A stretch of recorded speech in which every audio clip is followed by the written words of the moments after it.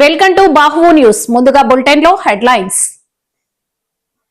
కైలాసగిరిపై గాజు వంతెన ప్రారంభం. శరవేగంగా సాగునీటి ప్రాజెక్టుల నిర్మాణం. నీటిపారుదల శాఖ మంత్రి నిమ్మల. 246 మంది రైతులకు న్యాయం చేశాము. ఏపీ స్పీకర్ చింతకాయల అయ్యన్న పాత్రుడు వెల్లడి. అనకాపల్లి జిల్లా నర్సీపట్నంలో అగ్ని ప్రమాదం. రాష్ట్ర చరిత్రలో ఎన్నడూ లేని విధంగా తొలిసారి ప్రైవేట్ కళాశాల యాజమాన్యాలు తాము కళాశాలలు నడపలేమంటూ రోడ్డెక్కిన పరిస్థితి. ప్రజల సమస్యలను అక్కడికక్కడే పరిష్కరించడానికి మనపల్లెకు మన ఎమ్మెల్యే అనే కార్యక్రమం. విద్యార్థుల పాలిట శాపంలా మారిన కూటమి ప్రభుత్వం. మాజీ మంత్రి. PVG trust mock exams poster ఆవిష్కరించిన రాష్ట్ర బీజేపీ అధ్యక్షుడు మాధవ్. పిఠాపురంలో దళిత విద్యార్థులపై ఇంగ్లీష్ టీచర్ వివక్షత. నర్సీపట్నంలో 15 కోట్ల రూపాయల విలువైన భూమిని అయ్యన్న అండతోనే కొంతమంది వ్యక్తులు ఆక్రమిస్తున్నారు. కైలాసగిరిపై గాజు వంతెన ప్రారంభం. విశాఖలోని ప్రముఖ పర్యాటక కేంద్రమైనటువంటి కైలాసగిరిపై సుమారు 7 కోట్ల రూపాయల ఖర్చుతో నిర్మించిన గాజు వంతెన. విశాఖ పార్లమెంట్ సభ్యులు Sri Mathukumilli Sribharat, VMRDA chairperson Sri MV Pranav Gopal, తూర్పు శాసనసభ్యులు Velagapudi Ramakrishnababu, GVMC mayor Peela Srinivasarao, metropolitan commissioner N Tej Bharat సంయుక్తంగా ప్రారంభించారు. అనంతరం వీఎంఆర్డీఏ చైర్మన్ ప్రణవ్ గోపాల్ మాట్లాడుతూ, కూటమి ప్రభుత్వం వచ్చిన తర్వాత ముఖ్యమంత్రి గౌరవనీయులు చంద్రబాబు నాయుడు విశాఖపట్నాన్ని అటు ఐటీ పరంగా ఇటు పర్యాటక పరంగా అభివృద్ధి చేసే దిశగా పలు కీలక నిర్ణయాలు తీసుకున్నారని, వాటి ప్రభావంతో విశాఖకు అనేక పెట్టుబడులు వెల్లువలా వస్తున్నాయని అన్నారు. ముఖ్యంగా కైలాసగిరిపై ఇప్పటికే స్కై సైక్లింగ్, పారాగ్లైడింగ్ నెలకొల్పడం జరిగిందని, ఇప్పుడు సుమారు 7 కోట్ల రూపాయల ఖర్చుతో ఆదాయ భాగస్వామ్యం పద్ధతిలో గాజు వంతెన నిర్మించి ప్రారంభించడం జరిగిందన్నారు. సముద్ర మట్టానికి సుమారు 1020 అడుగుల ఎత్తులో అత్యంత సురక్షితమైన 40 mm మందం గల గాజుతో దేశంలోనే 55 మీటర్ల పొడవైన నిర్మితమైన మొట్టమొదటి గాజు వంతెన అని తెలిపారు. అదేవిధంగా గంటకు 250 కిలోమీటర్ల వేగంతో వీచే గాలులను కూడా తట్టుకుని నిలబడే విధముగా మరియు ఒకేసారి సుమారు 100 మందిని తట్టుకునే విధముగా రూపకల్పన చేశారని తెలిపారు. నమస్కారం అండి. గత కొన్ని నెలలుగా ఎప్పుడు ప్రారంభిస్తారు అని అందరూ ఎదురు చూసే ఈ గ్లాస్ బ్రిడ్జ్ని ఇవాళ డిసెంబర్ 1 7 గంటలకి ప్రారంభించడం మా గొప్ప అవకాశంగా ఇక్కడ మేము భావిస్తున్నాము. వెలగపూడి రామకృష్ణ గారు స్థానిక ఎమ్మెల్యే, వీఎంఆర్డీఏ చైర్మన్ ప్రణవ్, మా మేయర్ పీలా శ్రీనివాస్ గారు, వీఎంఆర్డీఏ కమిషనర్ తేజ్ భరత్ గారితో కలిసి ఈ బ్రిడ్జ్ కట్టిన టీము మాకు ఇప్పుడే డీటెయిల్స్ కూడా ఇచ్చారు. భారతదేశంలో అతిపెద్ద గ్లాస్ బ్రిడ్జ్, 55 మీటర్ల లెంత్, దాంట్లో 35 మీటర్లు క్యాంటిలివర్ స్ట్రక్చర్లో బయటికి రావడము. అందుకే మీరు దాని మీద నడిస్తే కూడా కొంచెం క్యాంటిలివర్ మీద ఉన్న ఎక్స్పీరియన్స్ కొంత ఊగినట్టు కూడా అనిపిస్తుంది. ఒక వండర్ఫుల్ అద్భుతం. 1020 ఫీటు సముద్రం లెవెల్ నుంచి హైట్లో ఉండడము. అండ్ ఒకటేసారి ఈ బ్రిడ్జ్ మీద 100 మంది తీసుకోగలిగిన 40 మందిని ఒక్కొక్కసారి అలౌ చేసి ఈ ఎంటైర్ వ్యూ, ఇది సముద్ర తీరాన ఉన్న ఈ అద్భుతం, ఈ అందాలు, ఈ కొండలు, చెట్లు, సముద్రం ఒకటేసారి అనుభవించే అవకాశం ఇక్కడ ఈ గాలి కూడా మీరు కూడా చూస్తున్నారు. నాకు గాలి గురించి కూడా నాకు చెప్తున్నారు. హుడూడ్ వచ్చినప్పుడు విండ్ స్పీడ్ 210-220 కిలోమీటర్లు ఉంటే ఈ బ్రిడ్జ్ డిజైన్ 250 km/h ఉన్నా సరే మనకి ఏ ప్రాబ్లం లేకుండా డిజైన్ చేసిన బ్రిడ్జ్. సో అందరూ యాత్రికులు దీన్ని నిర్భయంగా వచ్చి అనుభవించగలుగుతారు అండ్ వ్యూ కూడా ఎంజాయ్ చేయగలుగుతారు పొద్దున సాయంత్రం అన్ని పూటలు. సో విశాఖపట్నం నర్సీపట్నం నియోజకవర్గంలో గత 13 ఏళ్లుగా రికార్డులో చిక్కుకుపోయిన భూ సమస్యను పరిష్కరించి మాకవరపాలెం మండలానికి చెందిన 246 మంది రైతులకు 186.14 ఎకరాల భూమిని తిరిగి అప్పగించినట్లు ఏపీ శాసనసభ స్పీకర్ చింతకాయల అయ్యన్న పాత్రుడు వెల్లడించారు. మాకవరపాలెం మండల నాయకులు, తెలుగుదేశం నాయకులు, అలాగే ఆర్డీఓ గారు, మరో వచ్చారు, వారు వాళ్ళందరికీ కూడా నమస్కారాలు తెలియజేస్తున్నాను. ప్రెస్ వారికి కూడా నమస్కారాలు. చాలా ముఖ్యమైనటువంటి ప్రెస్ మీట్ అండి. అందుకే ప్రతి వర్డ్ కూడా ఇంపార్టెంట్ దీంట్లో. అందుకే అందులో కాపీస్ కూడా మీకు ఇవ్వమని చెప్పాను. ఒక్కొక్క కాపీ చాలా ఇంపార్టెంట్. ఇది 10 మంది పనికొచ్చే కార్యక్రమం ఇది. దీన్ని అవగాహన ఉంటే రాయండి, లేదా రాయకపోతే పర్లేదు, కానీ తప్పు మార్కులు రాయకండి ప్లీజ్. చాలా ఇంపార్టెంట్ ఇది. ఇక్కడ మాకారపాలెం మండలంలో ఇప్పుడు డేట్ ఎప్పుడంటే భూసేకరణ 2012లో, అది కదా 2012లో భూసేకరణ చేశారు. వివిధ ఆంధ్రాలు కానీ దీనికని ప్రాక్టీస్ కోసం. దాంట్లో 186.14 సెంట్లు భూమి ఏపీ ఐఐసి, తెలుగులో అయితే ఆంధ్రప్రదేశ్ పారిశ్రామిక మౌలిక సదుపాయాల కార్పొరేషన్ లిమిటెడ్, దాంట్లో 186 ఎకరాలు తప్పుగా రికార్డ్ అయిపోయింది. రైతుల భూమి అదే రైతులకి తెలీదు, కొన్నాళ్ళ తర్వాత తెలిసింది. ఎందుకు రికార్డ్ అయిందో ఏపీఎస్ వాళ్ళకి తెలీదు, ఎక్కడుందో తెలీదు. అప్పటి నుంచి ఇప్పటి వరకు రైతులు పట్టా బుక్లు లేవు, పాస్బుక్లు లేవు. గవర్నమెంట్ ఇచ్చినటువంటి భూమి ఏది అంటారు, అన్నదాత సుఖీబాబు కూడా రావట్లేదు. బ్యాంక్ రుణాలు కింద అంటే పాస్ పుస్తకాలు లేవు. ఇన్ని సంవత్సరాలు బట్టి ఎవరెక్కడ ఆ భూమి ఎక్కడ ఉందో ఎవరికి తెలియదు, ఏ రికార్డులో ఉందో. అప్పుడు నా దృష్టికి వచ్చిన తర్వాత నేనేం చేశానంటే గవర్నమెంట్తో మాట్లాడి ఆ భూమి ఎక్కడుందో వెరిఫై చేస్తే ఇగో ఈ ఏపీఐఏసీలో ఉంది రికార్డులో. అప్పుడు ఆ ఏపీఐఏసీ రికార్డు వెరిఫై చేస్తే వాళ్ళు ఆశ్చర్యపోతున్నారు, ఈ 150 వచ్చిన మా దగ్గర తెలియనట్టు. రాష్ట్ర ప్రజల దాహార్తి తీర్చడానికి నాడు ఎన్టీఆర్ నుంచి నేటి చంద్రబాబు వరకు ఇరిగేషన్ రంగానికి అధిక ప్రాధాన్యత ఇచ్చారని మంత్రి నిమ్మల రామానాయుడు పేర్కొన్నారు. ఆయన మాట్లాడుతూ పంచభూతాల్లో ఒకటైన నీటి ఆవశ్యకతను, ప్రాధాన్యతను ఆనాడే మన పార్టీ అగ్రనేతలు గమనించారని అన్నారు. మనందరికీ తెలుసు, కానీ గత 5 సంవత్సరాల వైసీపీ పాలనలో ఆ యొక్క ప్రాజెక్టులు కానీ, డ్యాములు కానీ, రిజర్వాయర్లు కానీ వాటి రిపేర్లు మాట అటుంచి కనీసం గ్రీజు పెట్టి మెయింటెనెన్స్ పనులు కూడా చేయనిటువంటి పరిస్థితి మనందరం కూడా చూసాం. అందుకే ఒక పులిచింతల గేట్ కొట్టుకుపోయినా, ఒక మరి ఏదైతే ఫించా డ్యాము కొట్టుకుపోయినా, అన్నమయ్య డ్యాము మరి కొట్టుకుపోయి ఆ రోజు ఊర్లు తుడిచిపెట్టుకుపోయి 42 మంది చనిపోయిన, గుండ్లగమ్మ గేట్లు కొట్టుకుపోయినా, ఇటువంటి పరిస్థితులన్నీ కూడా 5 సంవత్సరాల పాలనలో ఆ రోజు మనందరం చూసినటువంటి స్థితిలో అటువంటి ప్రాజెక్టులకు, డ్యాములకు, రిజర్వాయర్లకు రక్షణ ఇవ్వాలనేటువంటి ఆలోచనతో ఈ కూటమి ప్రభుత్వం అధికారంలోకి వచ్చినటువంటి మొదటి 17 నెలల్లోనే ఈరోజు శ్రీశైలం ప్రాజెక్టు ఈవేళ తెలుగు జాతి ఆస్తి. అటువంటి శ్రీశైలం ప్రాజెక్టు యొక్క భద్రతకు ప్రమాదంగా ఏర్పడినటువంటి ప్లంజ్ పూల్ కానీ, ఎప్రాన్ కానీ వాటి యొక్క రిపేర్ల కోసం 200 కోట్ల రూపాయలు ఈరోజు ఈ ప్రభుత్వం నిధులు మంజూరు చేసిన విషయం కానీ, రాయలసీమకు అత్యంత ప్రాధాన్యత కలిగినటువంటి తుంగభద్ర ప్రాజెక్ట్ ఏదైతే ఉందో ఆ తుంగభద్ర ప్రాజెక్టుకు సంబంధించినటువంటి గేటు కూడా మొన్న గత సంవత్సరం మరి కొట్టుకుపోయినటువంటి స్థితి మీరందరూ కూడా చూశారు. దగ్గర 40 టీఎంసీల నీళ్లు సముద్రం పాలైనటువంటి పరిస్థితి మీరు చూశారు.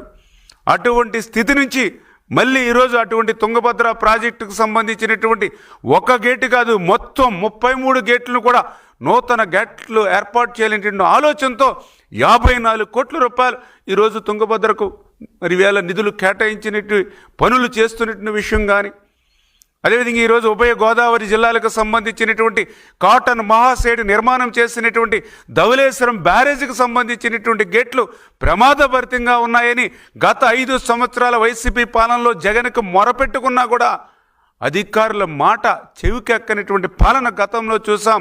కానీ ఈరోజు ఈ కూటమి ప్రభుత్వం అధికారంలోకి వచ్చినటువంటి మొదటి సంవత్సరంలోనే ఆ ధవళేశ్వరం గేట్లన్నీ కూడా మళ్ళీ కొత్తవి నిర్మాణం చేయడానికి 150 కోట్ల రూపాయలు ఈ ప్రభుత్వం నిధులు మంజూరు చేసి పనుల్ని టెండర్లు పిలవడానికి ముందుకెళ్తున్నటువంటి విషయం. కానీ అదేవిధంగా ఏదైతే కాలువలు ఉన్నాయి, డ్రైన్స్ ఉన్నాయి, రిజర్వాయర్లు ఉన్నాయి, 5 సంవత్సరాల పాలనలో ఎక్కడ కూడా ఒక తట్ట మట్టి తీసినటువంటి పరిస్థితి లేదు. ఎక్కడ కూడా O&M పనులు చేసినటువంటి పరిస్థితి లేదు. మళ్ళీ ఈ కూటమి ప్రభుత్వం అధికారంలోకి వచ్చినటువంటి మొదటి సంవత్సరంలోనే 344 కోట్లు. అనకాపల్లి జిల్లా నర్సీపట్నంలో అగ్ని ప్రమాదం. శారదానగర్ పోస్టాఫీస్ ఎదురు బిల్డింగ్ లో చెలరేగుతున్న మంటలు. అగ్ని ప్రమాదం కారణంగా బిల్డింగ్ మొత్తం వ్యాపించిన దట్టమైన పొగ. అనకాపల్లి జిల్లా నర్సీపట్నంలో అగ్ని ప్రమాదం. శారదానగర్ పోస్టాఫీస్ ఎదురు బిల్డింగ్ లో చెలరేగుతున్న మంటలు. అగ్ని ప్రమాదం కారణంగా బిల్డింగ్ మొత్తం వ్యాపించిన దట్టమైన పొగ. అగ్నిమాపక శాఖకు సమాచారం అందించిన స్థానికులు సంఘటన స్థలానికి చేరుకుని మంటలను అదుపు చేస్తున్న అగ్నిమాపక సిబ్బంది. ప్రమాదానికి గల కారణాలు తెలియాల్సి ఉంది. 5:20 ప్రాంతంలో ఫైర్ స్టేషన్కి ఫోన్ చేసి post office opposite bakery cake shop ముట్టుకొని దట్టమైన మంటలతో కాలిపోతుందని సమాచారం అందిందండి. ఈ సమాచారం అందిన వెంటనే అగ్నిమాపక కేంద్రం నుంచి హుటాహుటిన బయలుదేరి ఈ సంఘటన స్థలానికి వచ్చి చూసేసరికి పొగలతో దట్టమైన మంటలతో ఈ షాప్ మొత్తం ముట్టుకొని ఉన్నదండి. మేము వచ్చి వాటర్ హోజెస్ వేసి వాటర్తో అత్యంత త్వరగా ఈ మంటలను అదుపు చేయడం జరిగింది. ఈ స్మోక్ మాత్రం చాలా ఇబ్బంది పెట్టిందండి. సో దాన్ని గురించి తప్పించుకొని బ్యాక్ సైడ్ నుంచి మార్గం పెట్టుకొని మళ్ళీ మంటలను అదుపు చేసి ఈ షాప్ మొత్తం కూడా మంటలను కంట్రోల్ చేయడం జరిగిందండి. నా పేరు పాత్రుడు వెంకటనాయుడుపేట ఉంటాను. మాకు ఉదయాన్నే ఒక కుర్రాడు ఫోన్ చేశాడు, ఫైర్ వస్తుందని. వచ్చి చూస్తే ఎక్కువ ఫైర్ అవుతుందండి. వెంటనే ఫైర్ స్టేషన్ ఫోన్ చేశారు. ఫైర్ స్టేషన్ ఫోన్ చేస్తే వాళ్ళు వచ్చి కొంచెం మంటలు అదుపు చేశారు. మొత్తం లోపలన్నీ కాలిపోయాయి. ఫ్రిడ్జ్లు, ఏసీలు, సీలింగ్ మొత్తం మెటీరియల్ అంతా కాలిపోయాయి. మొత్తం అలాగే మొత్తం లోపల 15 లక్షలు ఉంటాయండి. సామాన్లు 15 లక్షలు ఉంటాయి. ఫ్రిడ్జ్లు అన్నీ మెటీరియల్, ఏసీలు 2 ఫ్రిడ్జ్లు, ఓవెన్లు, మెటీరియల్ అన్నీ మొత్తం అన్నీ కలిపాయి. ప్రజల సమస్యలను అక్కడికక్కడే పరిష్కరించడానికి మన పల్లెకు మన ఎమ్మెల్యే అనే కార్యక్రమం ద్వారా పరిష్కరిస్తున్నామని పెందుర్తి శాసనసభ్యులు పంచకర్ల రమేష్ బాబు తెలియజేశారు. ప్రజల సమస్యలను అక్కడికక్కడే పరిష్కరించడానికి మన పల్లెకు మన ఎమ్మెల్యే అనే కార్యక్రమం ద్వారా పరిష్కరిస్తున్నామని పెందుర్తి శాసనసభ సభ్యులు పంచకర్ల రమేష్ బాబు తెలియజేశారు. పెందుర్తి మండలం అక్కిరెడ్డిపాలెం గ్రామంలో మన పల్లెకు మన ఎమ్మెల్యే కార్యక్రమాన్ని ఏర్పాటు చేశారు. ఈ సందర్భంగా ఎమ్మెల్యే మాట్లాడుతూ ప్రజల సమస్యలను నేరుగా తెలుసుకుని వాటిని పరిష్కరించడానికి అధికారులకు అక్కడికక్కడే ఆదేశాలు జారీ చేస్తున్నామని అన్నారు. ఈ కార్యక్రమంలో గ్రామ సర్పంచ్ ఉగ్గిన గోవింద, ఎంపీపీ మధుపాడ నాగమణి, తహసీల్దార్ వెంకటప్పారావు, ఎంపీడీఓ అప్పలరాజు, పలువురు కూటమి నాయకులు, అన్ని శాఖల అధికారులు పాల్గొన్నారు. నేను చెప్తా ఉన్నాను, ఇచ్చిన 20లో 1-2 అవ్వకపోవచ్చు కానీ 18 వరకు అవుతాయన్నది మాత్రం నేను మాటిస్తాను. ఇంకా మనకు టైం ఉంది. 3.5 సంవత్సరాల్లో అంత టైం కూడా తీసుకోకుండా రాబోయే 2 సంవత్సరాల్లోనే అన్ని పనులు పూర్తి చేసుకుని మీతో శభాష్ అనిపించుకోవాలన్న తపనతో ఇక్కడ ఉన్న ప్రజాప్రతినిధులందరూ కష్టపడతామని కూడా నేను మీకు మాటిస్తా ఉన్నా.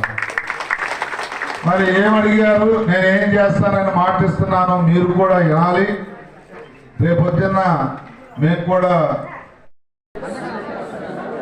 ప్రజలందరూ కూడా వారి గ్రామానికి ఏం కావాలో రోడ్లు కానీ, డ్రైన్లు కానీ, పంట కాలువలు కానీ, అలాగే కళ్యాణ మండపాలు కానీ, శ్మశాన వాటికలు బాగు చేసుకోవటం కానీ. శ్రీకాకుళం రాజకీయ వ్యవహారాల కమిటీ సభ్యులు మాజీ స్పీకర్ తమ్మినేని సీతారాం తన నివాసంలో పత్రికా సమావేశంలో మాట్లాడుతూ రాష్ట్ర చరిత్రలో ఎన్నడూ లేని విధంగా తొలిసారి ప్రైవేట్ కళాశాల యాజమాన్యాలు తాము కళాశాలలు నడపలేమంటూ రోడ్డెక్కిన పరిస్థితి కనబడుతుంది. ఓటేసినటువంటి వాటర్కి మీరు ఇచ్చినటువంటి గొప్ప సదుపాయం కల్పించారు కదయ్యా. తల్లిదండ్రులు ఎంత బాధపడుతున్నారో తెలుసా? కొన్ని కళాశాలలో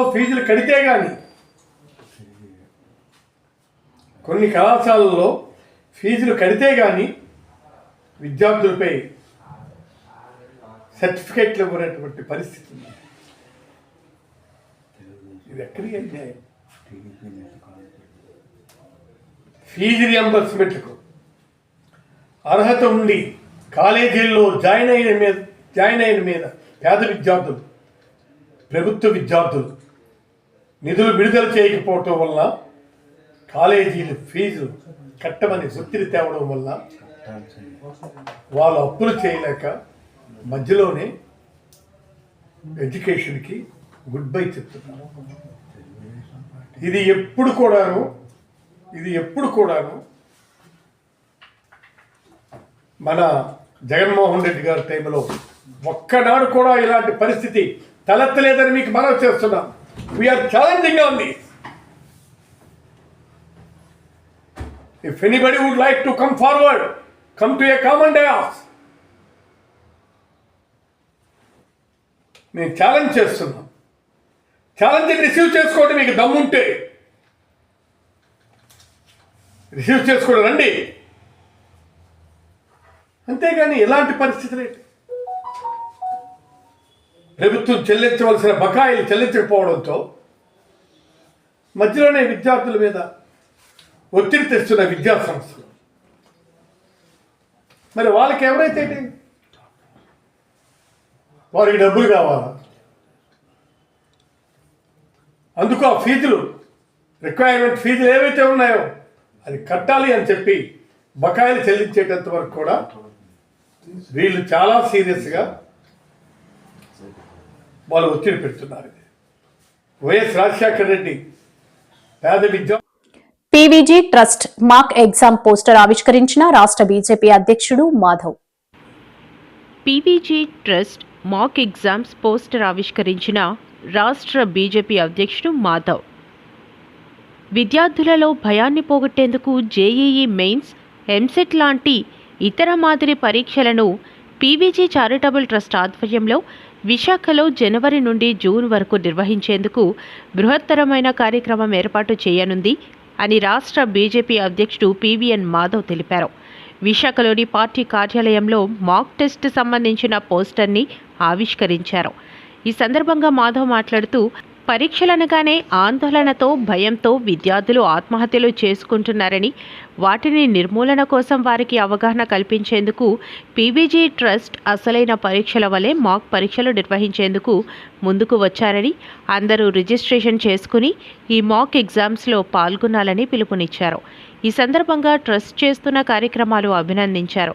తమ ప్రోత్సాహం అన్ని వేళలా ఉంటుందని చెప్పారు. కార్యక్రమంలో ట్రస్ట్ అధ్యక్షుడు వెంకట్ పులిశెట్టి, బీజేపీ నగర అధ్యక్షుడు పరశురామరాజు, సతీష్ కోల్లా తదితరులు పాల్గొన్నారు. భయాన్ని పోగొట్టడానికి స్వయంగా ప్రధానమంత్రి విద్యార్థుల దగ్గరికి వచ్చి అనేక రకాల కార్యక్రమాలు చేసి ఏ విధంగా సులువుగా ఆనందంగా పరీక్ష రాస్తే మంచి ఫలితాలు వస్తాయనే విషయాన్ని ఆయన తెలియజేయడం జరుగుతుంది.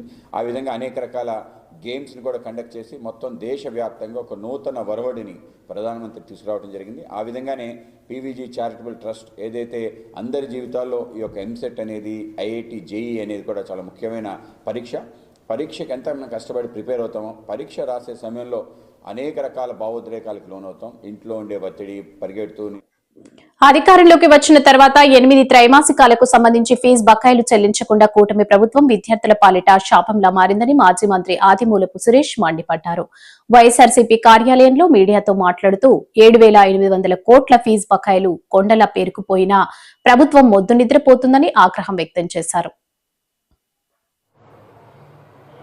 ఈ ప్రభుత్వమే ఈరోజు విద్యార్థుల పాలిట ఒక శాపంగా మారింది. విద్యార్థులకు ప్రత్యక్ష నరకం చూపిస్తూ ఉన్నారు. ఈరోజు పేద మధ్య విద్యార్థులు ఆర్థిక ఇబ్బందులు అడ్డు కాకూడదని ఏ ఉద్దేశంతో అయితే ఫీ రియంబర్స్మెంట్ అనే పథకాన్ని తీసుకొచ్చారో దాన్ని పూర్తిగా నాశనం చేశారు. దాన్ని ఎంతగా తూట్లు పొడిచారంటే ఈరోజు విద్యార్థులు కానివ్వండి, యాజమాన్యాలు కానివ్వండి, ఈరోజు 8 ట్రై సెమిస్టర్ల పాటు ఇంతవరకు ఈ ఫీ రియంబర్స్మెంట్ బకాయిలు కొండలా పేరుకుపోయి ఉండి వీరి యొక్క భవిష్యత్తు కళాశాలలు, ప్రైవేట్ కళాశాలలు కానివ్వండి, ఈరోజు పాలిటెక్నిక్ కాలేజీలు, ఐటీఐ కాలేజీలు, డిగ్రీ కాలేజీలు, పీజీ కాలేజీలు, ఇంజనీరింగ్ కాలేజీలు, మెడికల్ కాలేజీలు, వీళ్ళన్నీ ఈ కాలేజీలో యాజమాన్యాలు అట్లాగే విద్యార్థుల మనుగడ కానివ్వండి, వారి భవిష్యత్తు కానివ్వండి ప్రశ్నార్థకంగా మారింది. కూటమి ప్రభుత్వం వచ్చిన తర్వాత 8 త్రైమాసికాలకు సంబంధించి పిల్లలకు ఫీజు రియంబర్స్మెంట్ ఇప్పటివరకు ఇవ్వలేదు. 8 త్రైమాసికాలంటే ఒక్కొక్క త్రైమాసికానికి 700 కోట్ల రూపాయలు చొప్పున 8 త్రైమాసికాల కంటే 5,600 కోట్లు. ఇది వసతి దీవెన.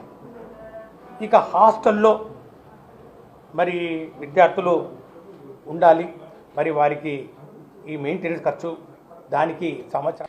పిఠాపురంలో దళిత విద్యార్థులపై ఇంగ్లీష్ టీచర్ వివక్షత. కొత్తపల్లి మండలం యమ్డాపల్లి హైస్కూల్లో దళిత విద్యార్థులను హేళన చేస్తూ మాట్లాడిన ఇంగ్లీష్ టీచర్ శ్రీనుబాబు.